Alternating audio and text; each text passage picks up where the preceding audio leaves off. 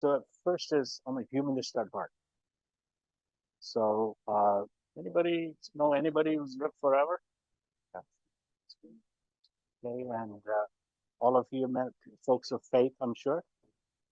The Son, the Father, the Holy Spirit, the body, the mind, and the spirit.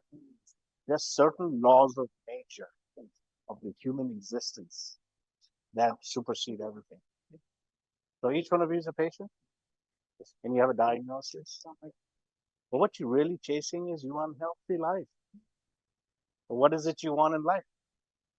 That is part of the human existence first. So there are laws of nature like gravity work all day. One of the things I heard in the conversation we were having before, and I want this to be a conversation between us more than just me talking to you, is you were feeling hurt. Somebody ignored you, and they were just doing what they wanted to do. The paradigm was different. It was the big hospital, the big stuff.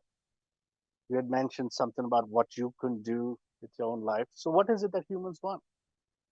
What does any living creature want? Live as long as possible and have the best quality of life. So if you're a shark or a dolphin and I put you in a golden cage in Lake Michigan, how happy are you going to be?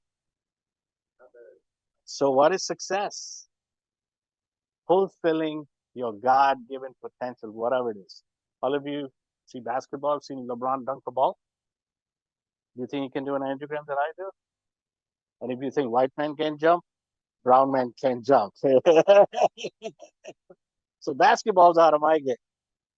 But, and we all have gifts. So you take a genius and put him in the bad situation, he's a moron.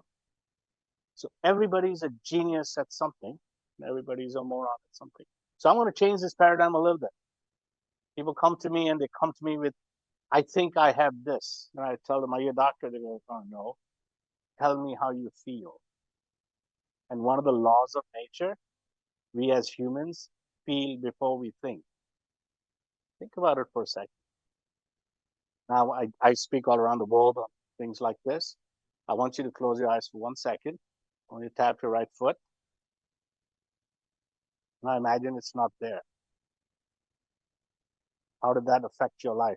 Now, some of you, because of the P.A.D. diagnosis, have had that. Now, the second thing I want you to do is you tapped your foot, that was physical.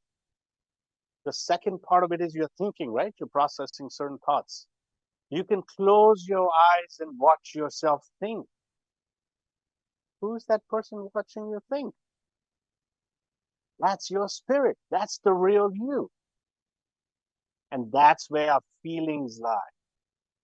You watch the picture of anybody who's canonized, any saint, what do they show? A halo around them. Halo of what? Light. That's why we call it enlightenment. When you take a breath in, what's your only connection with the universe? Breath. So when you take a breath, what is it called? Inspiration. What does the word inspiration mean? Into your spirit. So joy and happiness are two different things.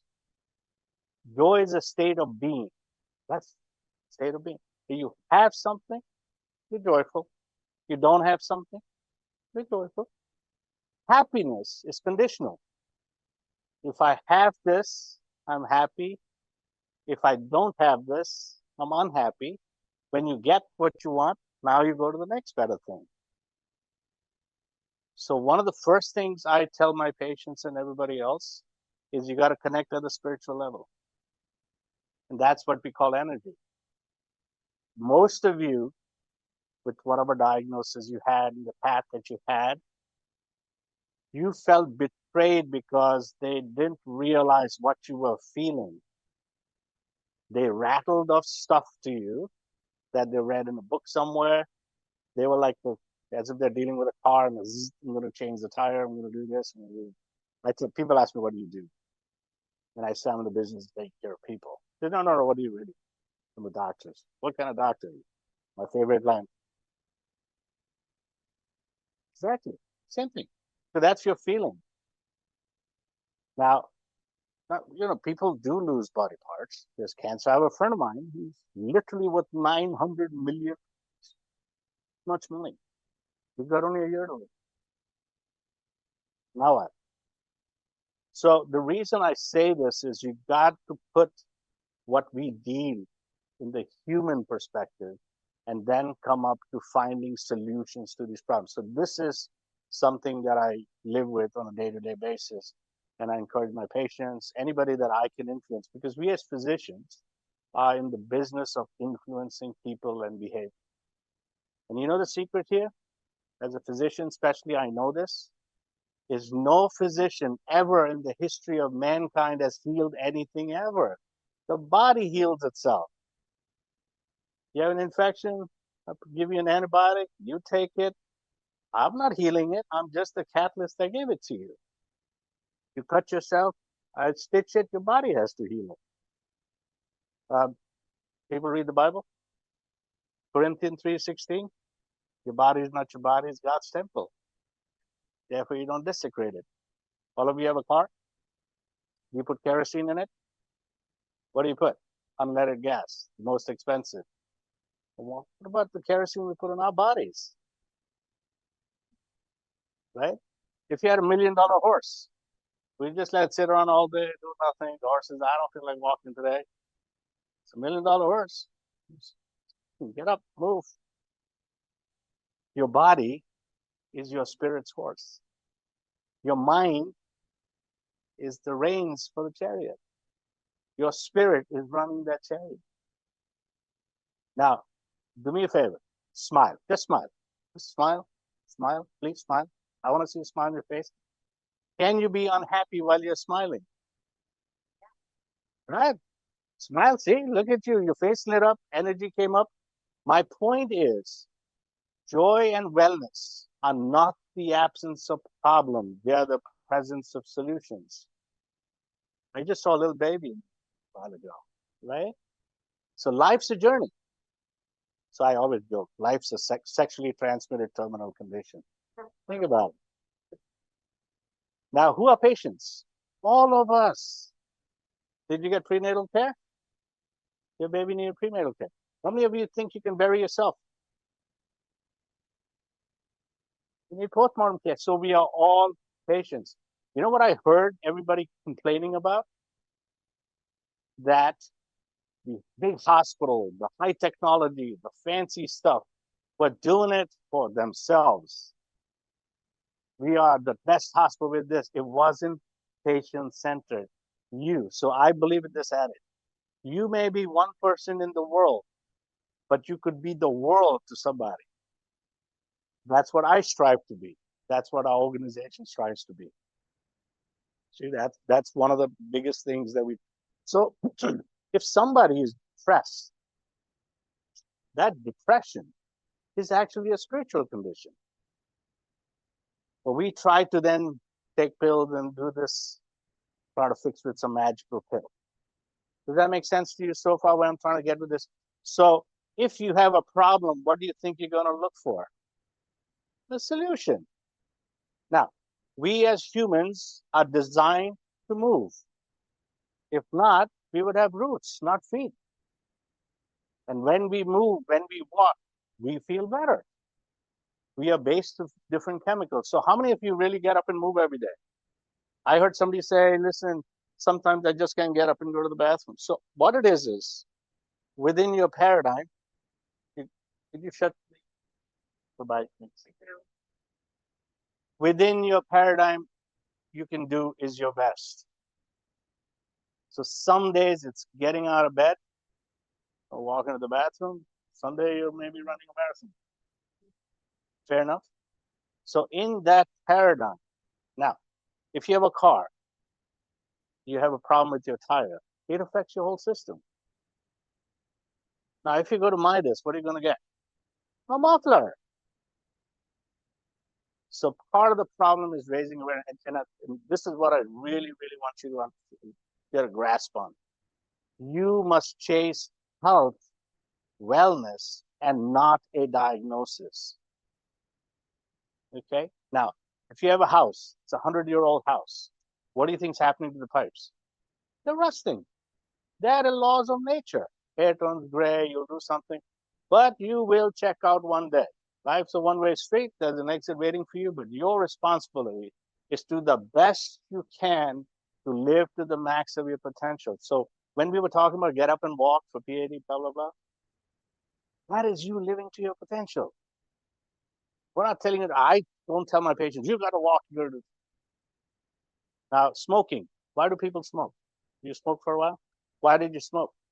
It made you feel better. Now the question is, it was unnatural and it had other side effects. So therefore, you see what you said, you needed endorphins. So what's a better way to get endorphins in your brain? Move, workout. That's one way to look at it. When I say holistic, it is not about some hokey pokey, some mantra, some stuff. It is about encompassing everything that is available to you as a human being. All the resources for what purpose? So you can lead your best life. Fair enough? So within that paradigm, there are so many things you can do. The first is, okay, you won't put kerosene in your car, but how many of you eat burgers and fast food and all that stuff that's not good for you? Not anymore, but let's see. You start with that. So here, what I want you to do is from your spirit. I want you to close your eyes, and that's where you meditate. When I say meditate, not something magic. Just let your thoughts come in, and then you visualize that you are extremely healthy and the best you can be. Now you're going to get up and start one step at a time. Work your way towards those solutions. Fair enough? Now, the word responsibility, what does that mean? The ability to respond. What is the real pandemic that the US has and the world has right now? Obesity and actually diabetes. We live in the richest country in the world, $24 trillion economy. We spend 4 trillion, which is more than Germany's GDP, including everything, on healthcare alone. We're still not healthy. Why? Because everybody is chasing that dollar, profit, marketing, and then you get Kellogg's cereal. That sugar, do you know how bad it is for you? But why is that still being marketed as the best thing for kids? Smoking, beer. In the end, we are programmed as humans for survival. And therefore, you want to do anything and everything you can for your survival. And survival is the minimum at 4 levels. Anybody heard of Dr. Stephen Covey, 7 Habits of Highly Effective People? He was a Mormon priest. He wrote the 7 Habits of Highly Effective People. There's the Maslow's hierarchy of needs. He condensed it into 4: to live, to love, to learn, and to leave a legacy. How many of you have met Rockefeller? Know the name? J.P. Morgan. Who are all these people? They're dead, they're gone. But we as humans have this desire to live forever. We may not physically be present, but we leave our impact. That's the legacy. Okay? Live. Now, I got your attention. You're interested in what I'm saying. This room filled up in smoke. How many of you are going to sit here? You'll be out of the door. Why? Because primal at the very core is survival, physical survival. Live. Any country music fans? Lots of them. What are the most songs about country music about? He left me, she left me. She took my pickup truck. She took my pickup truck, the dog. When she was here, I beat the crap out of her, but and I was sitting in the bar with my friends. What is that problem about? Love. And love is not just sex. Love is the basic human need to be cared for. One of the things I heard you all complain about, nobody gave a crap about me because they were self-centered, not deliberately, but that's how the program was. You wanted them to care about you. Have you ever met anybody who's unkind and be caring? So kindness is a core human value. Most of you in Christianity, Judeo-Christian faith, I always tell WWJD, what would Jesus do? And it's a Muslim. I'm a humanist at heart, so I transcend all of these because the human body, blood type, A, AB, AB, AB, and O. There's no Hindu blood, Christian blood, Muslim blood. So when the patient's on the table, it's the human, right? So when you start coming back into that paradigm, kindness, caring. If somebody cares, I am so honored and so flattered that some of you drove far away and wanted me back. That means I did something to influence your consciousness and you trusted me in what I'm saying. If you trust your doctor, so don't trust somebody who's unkind and doesn't care. If you're not care, if you don't care, you shouldn't be in healthcare. Unfortunately, that's the problem in the paradigm that we live. Okay? So live, love means I'm cared for. Learn. What is learn? That's intellectual survival. So, first is you don't have enough money, you don't have enough stuff to live, you build a house, you got a car, you got everything else, you're loved, people care for you, everything's good. Then what do? You start sniffing wine, and it's from here, it's from there, and you start playing these intellectual games. Now, people ask me this all the time about artificial intelligence. Say, are you really worried about artificial intelligence will take over? No. You know why not? Because there's nothing called artificial wisdom. The wisdom is the why. That's why we go to the scriptures.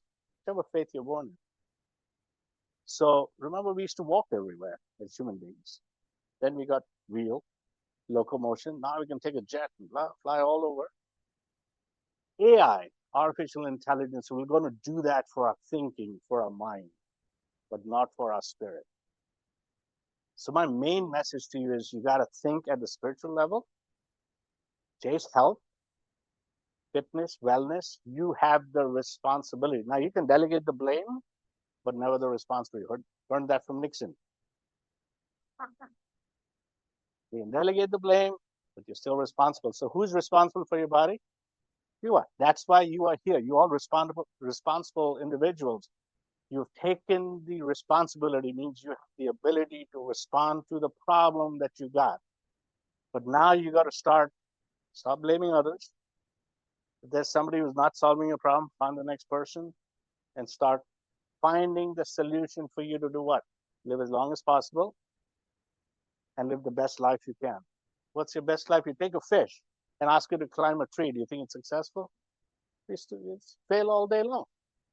Listen to your inner voice and then start looking at, hey, am I doing the right thing? Too much alcohol problem, too much sugar problem. I need to move. I need to start walking. I can blame everybody else for anything, but I've got to take that responsibility. Now I have the gift of gab, so I can talk all day long. So the question I have for you is any questions for me?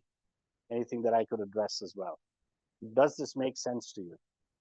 My point here is you'll be facing this. P.A.D. is a chronic condition, which means it'll never be cured. It's not going away.